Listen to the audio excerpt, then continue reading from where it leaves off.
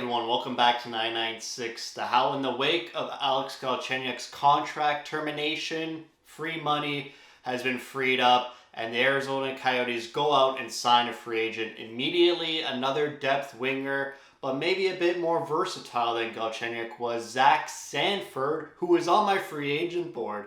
Can't believe it. I got two guys off that board to sign Stetcher.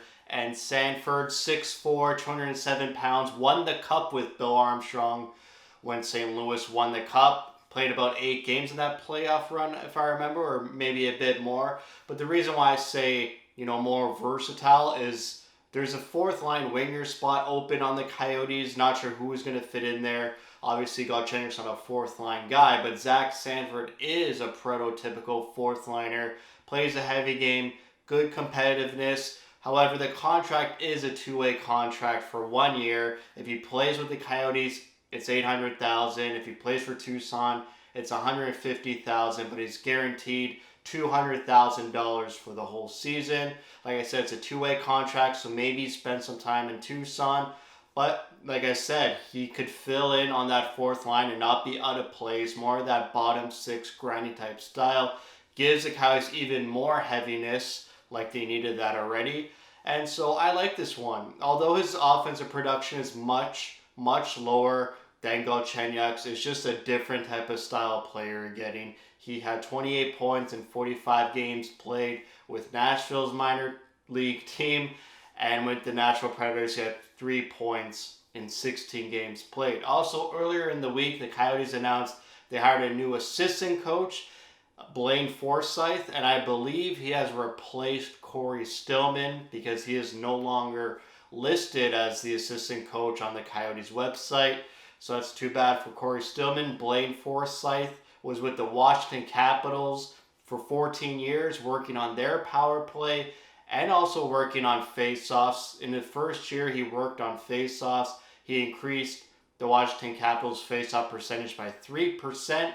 So, last season, both of my 2 out of 5 expectations were better faceoffs and better special teams. And they go out and get a guy who's been really good for the Washington power play and their faceoff numbers. So both needs the Coyotes need to improve on drastically.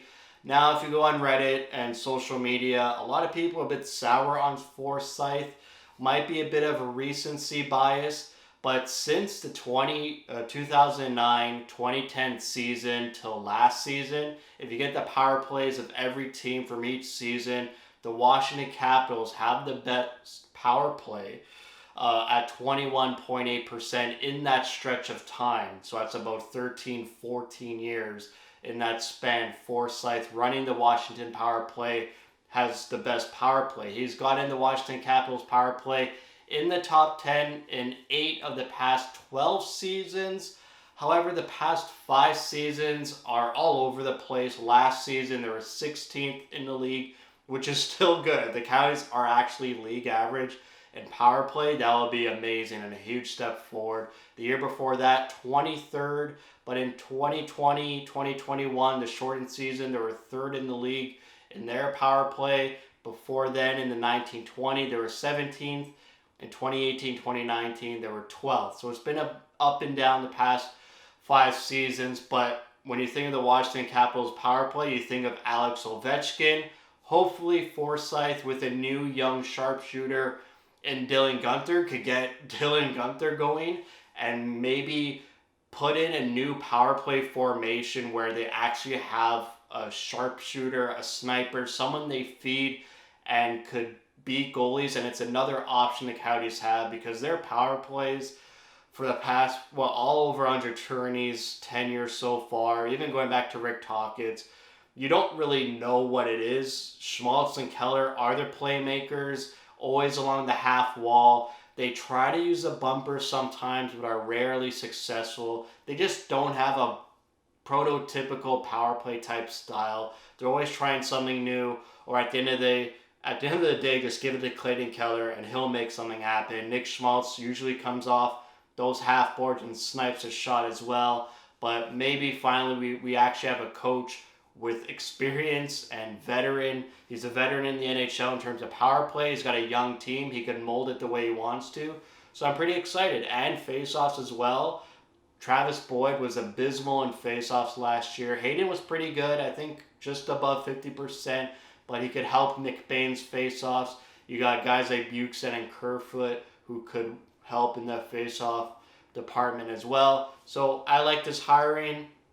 I don't know why everyone's so down in the dumps on Forsyth, the hiring. I think it's a bunch of loud Washington Capitals fans who have grown tired. I could imagine 14 years with the same assistant coach, an easy target to just blame for, the downturn of the Washington Capitals since they won the cup. But hopefully in Arizona, he works with Andre Tourigny.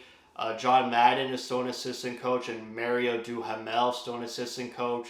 So you got 3 assistants with Andre Tourigny, and hopefully they mix things up, spice things up, and they're actually a formidable team on the power play. So that's it for me. Thank you for watching. If you like what you see, spread the word.